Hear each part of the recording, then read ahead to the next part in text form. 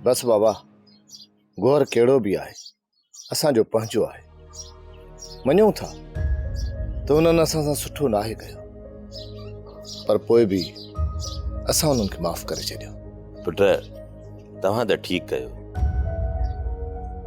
पर इहे ॿई पीउ पुट माफ़ करण जहिड़ा कोन्हनि। बराबरि बाबा, उन्हनि जो गंदो रत आहे, पर ॿुधो की न थी बा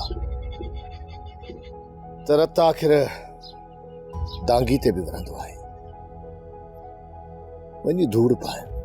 पुट, तगियो त मूंसां विढ़ण आयो, चए पियो त पलांद कंदासीं।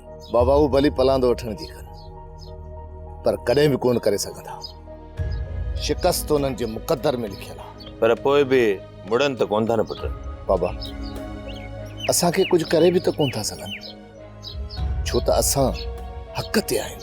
हा हा, मुंहिंजी सदोरी अलाए किथे हूंदी। मां तुंहिंजे अछनि वारनि ॾे ॾिसी ज़हर जो ढुक भरियो वेठो आहियां। महिरबानी करे मुंहिंजे सुतल सूरनि खे न जगाए। मां सदोरी खे ॻोल्हे वठांसि। मूं बसि कई पुट, शाल सभु सुखिया हुजो। बाबा, मां हाणे हलां थो। सुल्तान भाउ चयो आहे त अॼु राति मूंसां मिली वञिजांइ। पंहिंजो ख़्यालु कजां पुट। गोहर तगे जो पुट अथई। नांगनि जा बचा नांग थींदा आहिनि, कबूतर न। बाबा, चूड़ियूं असां बि न आहिनि पातियूं। जेकॾहिं चङाई रास न आयसि न त घुटो ॼण परू खे बि चंते रहंदो आहे।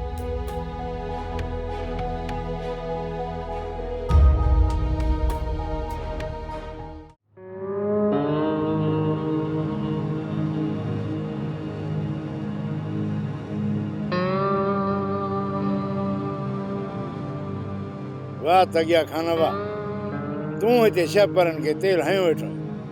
दुनिया जी का ख़बर अथई? वरिया मूंसां या खेचल न कर।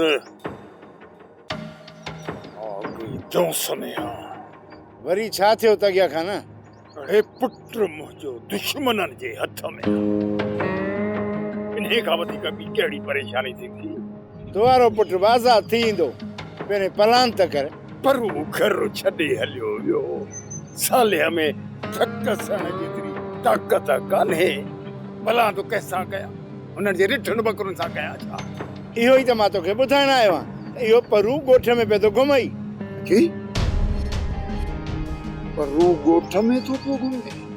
हा हा, मूं पाण ॾिठो पंहिंजे इन अखियुनि सां त परू पंहिंजे घर पे वियो। परूअ जी हा मजाल। ॻोठ वारनि सां गद्दारी करे वरी ॻोठ में थो पियो घुमे। कढियांसि ही भट हिकिड़ी, कढांसि चीकट, ची ची कदो ते ची ची। सोप सीरियल सिंध जाई तमाम एपिसोड्स ॾिसो हाणे HD क्वालिटीअ में। विजिट करियो असांजो YouTube channel Sindh TV HD drama. Subscribe कयो असांजो official YouTube channel Sindh TV HD drama ऐं वधीक अपडेट लाइ बेल आइकन खे क्लिक करियो।